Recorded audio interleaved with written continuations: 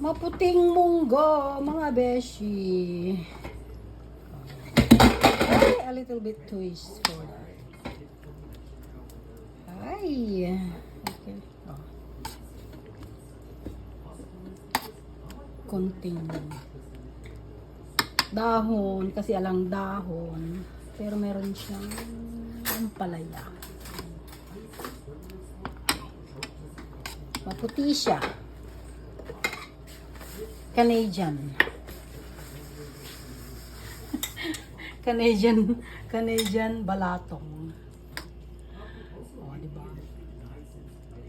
Tikman mo nga kung okay na sa'yo. I think it's okay.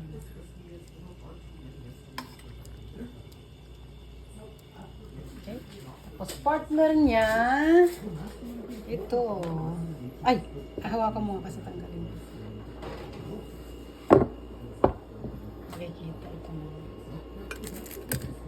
Ito ka lang sausawan mo, masarap. Kaya na, ito masyado. Breakfast mga bishi.